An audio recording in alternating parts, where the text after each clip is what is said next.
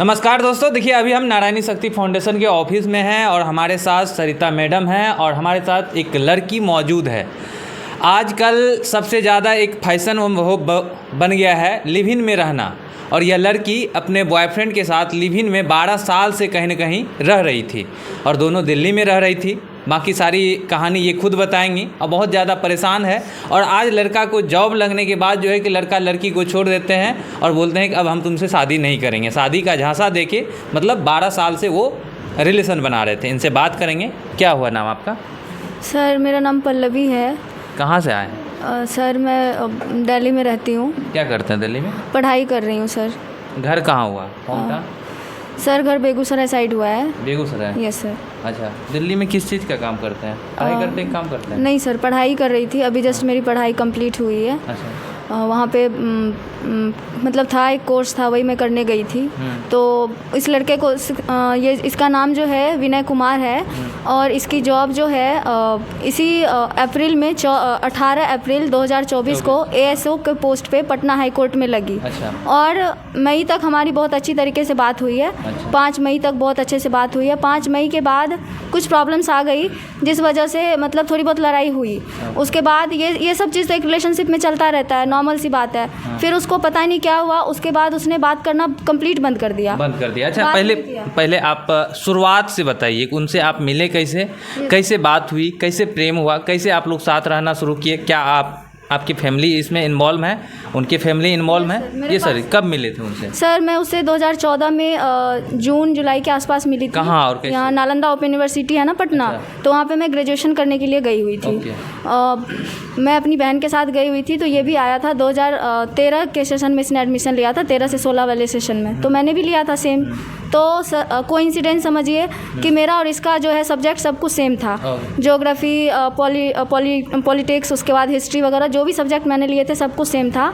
तो मतलब first day ऐसा हुआ कि फर्स्ट डे में ही हमें हमारी सीट नहीं मिल रही थी। क्लासरूम में जैसे हम एंटर किए तो रोल नंबर भी मुझे आई थिंक याद है, मेरा शायद लास्ट डिजिट 50 था, मेरी बहन का 49 था और इसका 39 था। अच्छा। ठीक है। और उसके बाद मेरी बहन को सीट नहीं मिल रही थी। मुझे लगा कि मेरी बहन को सीट मिलेगी तो वो जस्ट मैं उसके आगे या पीछे कहीं होंगे। तो ये लड़का उठ करके खुद आया, सीट बताया कि ये आपकी सीट है, आप आके बैठ जाइए। मेरी बहन बैठी और मैंने देखा कि मेरी सीट उसके जस्ट पीछे है, 50 थी मेरी, तो मैं बैठ गई। ठीक है, उतना डीप में नहीं जाना है। उसके बाद सर हमने एग्ज़ाम दिया 2014 में। मतलब रिजल्ट आया हमारा। फिर रिजल्ट आया तो क्या हुआ कि मेरी बहन जो है, जो मेरे साथ थी, वो फेल हो गई। उसका रिजल्ट नहीं आया और मेरा आया।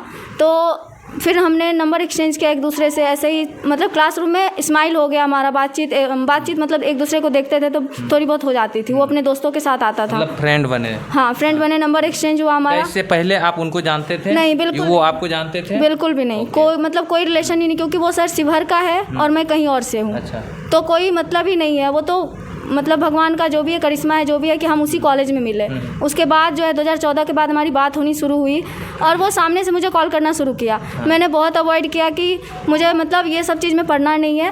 वो बार बार प्रपोज करता रहा, मैं बार बार उसको रिजेक्ट करती रही, कभी मैंने उसको हाँ नहीं किया। लेकिन 2016 में ऐसा हुआ कि मैंने मतलब, क्योंकि 2 साल का काफ़ी टाइम हो गया, हम बात करते थे रात में, तो लगा कि हाँ चलो लड़का ठीक है, मैं मतलब हाँ मैंने कर दिया। उसके बाद सर हमारा जो रिलेशनशिप आगे बढ़ा, हम बात करते थे, मिलते थे, सब कुछ होता था। 2016 में? जी। एक्सेप्ट किया उनको? जी। हाँ, क्या बोल के एक्सेप्ट किया? उसने प्रपोज किया, तीसरी बार वो प्रपोजल था उसका, 2014 से 2016 के बीच में। अच्छा। तो मैंने एक्सेप्ट कर लिया, क्योंकि मैं भी कहीं ना कहीं मुझे भी उसकी आदत हो गई थी। हाँ। तो मैंने उसके प्रपोजल को एक्सेप्ट किया और फिर किसी वजह से मैं पटना आई। तो फिर जो भी एक होता है बॉयफ्रेंड गर्लफ्रेंड के बीच जो भी है वो सब मतलब नॉर्मल सी बात है आजकल के टाइम में। मतलब हमारा था कि मैंने उसको फर्स्ट डे बोला था कि शादी करोगे मेरे से? तो उसने बोला कि हाँ मैं करूँगा शादी। फिर 2017 में मतलब उसके बाद में फिर कोलकाता, 17 में नहीं, मतलब मैं कोलकाता 15 में ही चली गई थी। मैंने फिर किसी कोर्स के लिए एडमिशन लिया था तो मैं कोलकाता चली गई। फिर कोलकाता से आना होता था मेरा पटना, वो भी कोलकाता जाता था। मतलब मिलने के लिए एक दूसरे से? एग्ज़ाम के पर्पज़ से। मतलब एग्ज़ाम में भी सेंटर वो ऐसा जगह सब चीज़ मम्मी पापा सबको, परिवार को, फैमिली को पता था? दोनों में? मेरी बहन लोग को पता होता था और उसकी फैमिली को भी पता होता था। उसकी दीदी जानती थी, उसकी मम्मी जानती थी, उसके पापा, सबको ही जानते थे कि वो लड़का मेरे पास आया, मेरे फ्लैट पे रुका है। ऐसा था, क्योंकि कोलकाता में भी मेरा फ्लैट था। तो मतलब फैमिली रिलेशन हमारा था, हम बात करते थे, वीडियो कॉल पे सब कुछ होता था। 2018 में जब मैं वापस पटना आई एग्ज़ाम देने के लिए, मतलब प्रिपरेशन करने के लिए किसी और एग्ज़ाम के पर्पज़ से आई, 2018 में इसके पापा पटना PMCH में एडमिट थे। ये अपने मम्मी पापा से मुझे 2018 में मिलवाया। 2018 कहाँ पर मिले?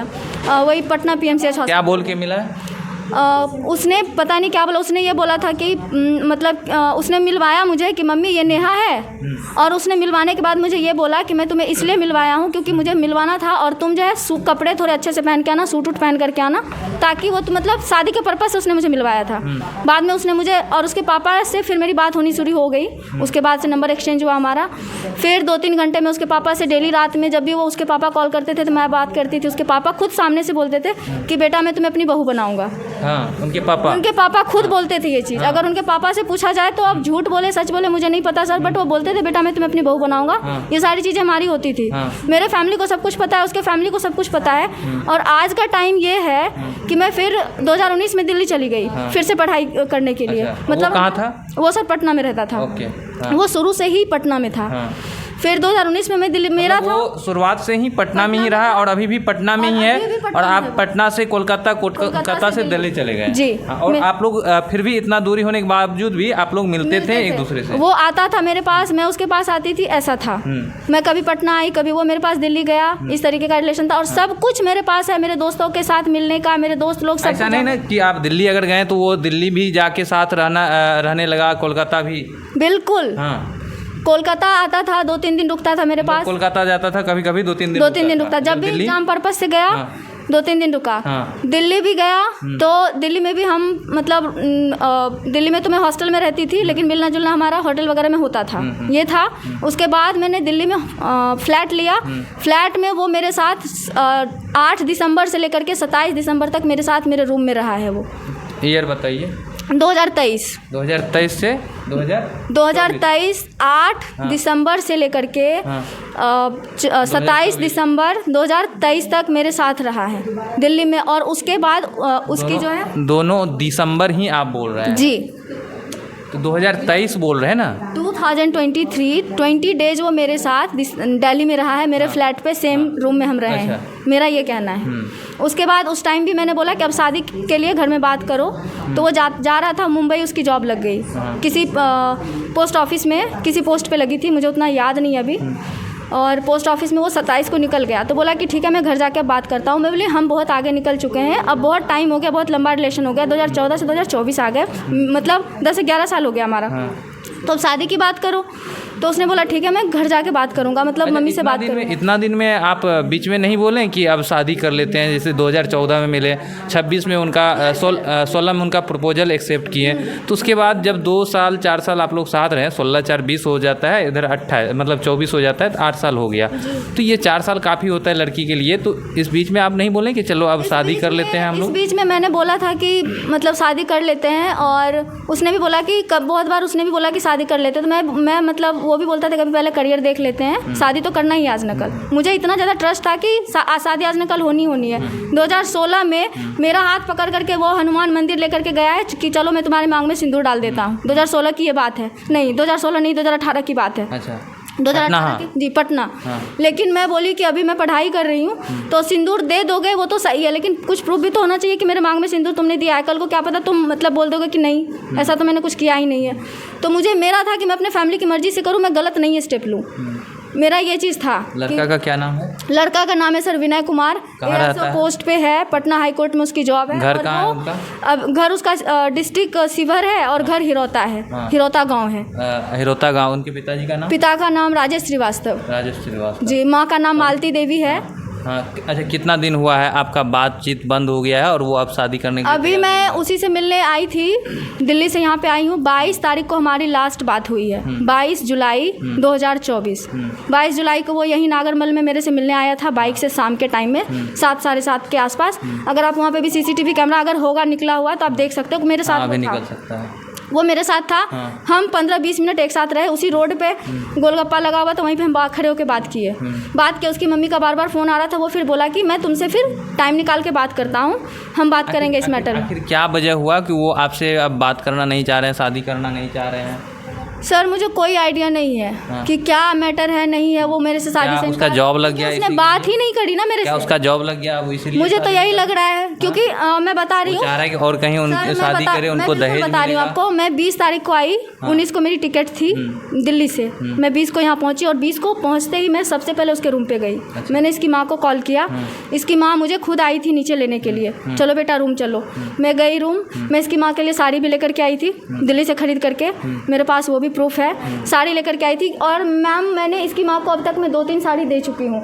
साड़ी चूड़ी, मतलब एक होता है कि सास को जैसे ट्रीट किया जाता है। अच्छा, मतलब ये लड़का की माँ को आपके रिलेशन के बारे में सब कुछ पता जी था? मैम। अब वो डिनाई कर रहा है कि और लड़का के पिता को?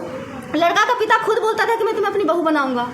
देखिए, अच्छा, जब ये बातें थी, अभी मान के चलिए आपके जो बॉयफ्रेंड है जो भी हैं वो बात नहीं कर रहे थे, क्या आप उनके फैमिली से बात किए? तो उनका क्या कहना है? बिल्कुल सर, ऐसा एक इंसान नहीं है जिससे मैंने बात करने की कोशिश नहीं करी। क्या कहना है उनका? मैंने उसकी दीदी को कॉल किया, उसके जीजू को कॉल किया, उसके जीजू को नहीं पता था। मैं झूठ नहीं बोलूँगी, उसके जीजू नहीं जानते थे कि ऐसा ऐसा कुछ है। मैंने उसके जीजू को कॉल किया, जीजू ऐसी ऐसी बातें हैं। तो उसकी दीदी क्या बोल रही है, मतलब उसकी दीदी जान रही है कि मेरा भाई किसी लड़की के रूम पे गया है, उसके साथ है, उसी रूम में रह रहा है। उसके बाद उसकी दीदी क्या बोल रही है, हम तो जान रहे हैं कि तुम्हारा तो भाई बहन का रिश्ता है। सुन रहे हैं? मतलब सोच देखिए, तुम उसकी बहन के लिए भी मैंने चूड़ी वगैरह खरीद करके प्रॉब्लम मैडम खड़ा होने से पहले वो एक ही शब्दों से प्रॉब्लम को खत्म कर दिया। होती है, महिलाएं ही महिलाएं के दुश्मन है। शायद एक लड़की एक महिला होकर भी महिला के पीड़ा को नहीं समझ सकी। मैंने उसकी 2 दीदी से बात करी मैम, उसके जीजू से बात करी है, उसके बाद उसकी मम्मी उस घर में अभी तक कोई आपके सपोर्ट में? कोई नहीं मैम, एक मेंबर नहीं सपोर्ट में। क्या बोल रही हैं जो लड़का की माँ है? लड़का की माँ, मैं 20 की स्टोरी बता रही हूँ मैं आपको। 20 जुलाई की मैं गई सर उससे मिलने के लिए 3:30-4 के आसपास। मेरी बहन खुद गई है छोड़ने के लिए। अच्छा, मुझे उनके घर पे? अच्छा, उस जहाँ पे वो रह रहा है अभी, उसका खुद का घर नहीं है, उसने रूम रेंट पे ले रखा है, राजीव नगर में रहता है। रह रहा है अभी का मैम मुझे आइडिया नहीं है, लेकिन जिस दिन मैं 22 के बाद उससे नहीं मिली हूँ। अच्छा। 22 के बाद मेरा उससे कोई कांटेक्ट नहीं है। उसने खुद सामने से कॉल किया, गाली देने के लिए कॉल किया हो कि तुमने इधर उधर फोटो फैला दिया, तुमने इधर उधर बात कर ली, मेरा इमेज पूरा खराब कर दिया। उसने सामने से मुझे कॉल किया है। आपके पास सबूत में क्या है? सबूत में मेरे पास सब कुछ। आपको क्या चाहिए? रिकॉर्डिंग चाहिए, फोटो चाहिए? फोटो ये भेजी हुई थी, बहुत सारा फोटो भेजी हुई है, वो स्क्रीन पे हम डाल देंगे।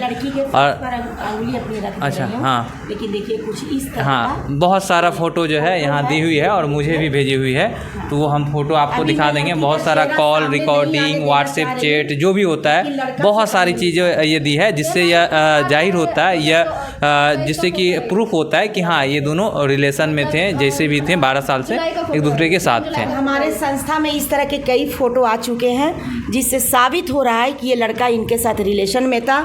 जिस फ़ोटो को अभी मैं नहीं दिखाना चाहती हूँ क्योंकि सबसे पहले मैं उनसे मिलूंगी।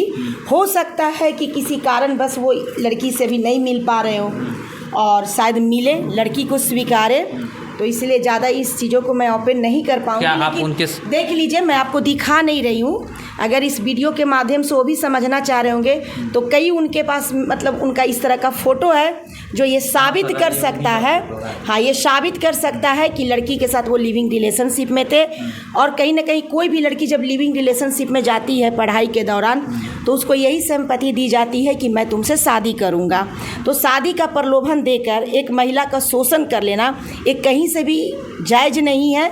और इस नाजायज़ हरकत के लिए बहुत जल्दी उनको हम अपने ऑफिस में बुलाएंगे, उनसे प्रश्न करेंगे कि आप इस तरह लड़की का ज़िंदगी क्यों खराब की। आप उसके साथ रहना चाहते हैं? जी सर। शादी करना चाहते हैं? जी सर, बिल्कुल। मेरा सर मेरी पूरी लाइफ बर्बाद हो चुकी है सर। मैं उस लड़के की वजह से मैंने घर में कभी शादी के लिए हाँ नहीं किया। मेरे रिश्ते आते थे, मैं ना कर देती थी कि नहीं मैं भी शादी नहीं करूँगी अगले साल, और ये सारी चीज़ें वो जानता है। मतलब अप्रैल मई तक वो रेडी था और अभी 2 मंथ के अंदर उसको ऐसा क्या हो गया कि उसने मना कर दिया शादी। वजह ऐसा दिख रहा है आपको? वजह तो मुझे उसकी मैं बता रही हूँ, मैंने मैम 18 अप्रैल को उसने ज्वाइन किया है। अच्छा, 18 अप्रैल को? मैम। उसके बाद उनका रवैया आपके प्रति चेंज होने लगा। देखिए कुछ किस तरह के दिमाग लगाते हैं कि जब तक वो पढ़ते रहते हैं उनको पता है कि उनको मनचाहा लड़की नहीं मिलेगी, तो किसी न किसी खूबसूरत लड़की को अपने प्यार के झांसे में मतलब ये करके और उनके साथ अपना गलत जो भी हरकत है वो कर ही रहे हैं। और जब नौकरी लग जाती है तो एक दहेज जो प्रथा चल रहा है उसको मतलब बढ़ावा देने के लिए, उससे कुछ धन एकत्रित करने के लिए तुरंत लड़की को धोखा दिया जाता है। और फिर क्योंकि नई लड़की आएगी तब ना दहेज लेकर आएगी, ये तो प्रेम करती है, प्रेम में ज़्यादा दहेज भी नहीं दे पाएगी।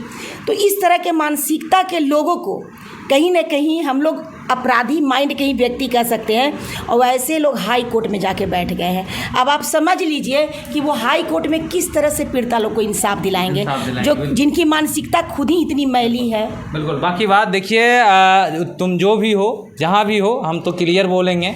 इस फोटो से यह साफ जाहिर होता है कि हाँ, आप लोग रिलेशन में थे, इसके साथ संबंध बनाए हैं, और एक लड़की का जो सम्मान होता है, जो इज्जत होता है, वो जिस लड़के के साथ रह जाती है उसी के साथ उसका जुड़ जाता है। तो ये अब आप ही के साथ रहना चाहता है, उसी लड़के के साथ ये शादी करना चाहता है। बाकी देखिए, संगठन में आप आ जाते हैं इज्जत से, अभी तक मैं कई चीज़ों को पर्दा में ही लेके चल रही हूँ, इज्जत से यदि आप हमारे संगठन में आ जाते हैं हमारे कॉल के दौरान, तो आपका सम्मान किया जाएगा, आपको एक मौका दिया जाएगा सुधरने का। लेकिन यदि आप नहीं आते हैं तो आपके सारे चीज़ों को ओपन किया जाएगा संगठन के माध्यम से, ताकि आप किसी और लड़की का ज़िंदगी नहीं बर्बाद करें। बाकी बात देखिए, पटना हाई कोर्ट में किसी भी पद पे हो, सबके लिए कानून बराबर है। वो वकील हो या जज हो या फिर डीएसपी हो या एसपी हो, सबके लिए कानून बराबर है। तो आपको इस चीज़ का तो आइडिया अच्छे से होगा। बाकी बात, अगर आपके अंदर समझदारी है तो अच्छे से समझदारी से आइए, सामने आइए, बातचीत कीजिए।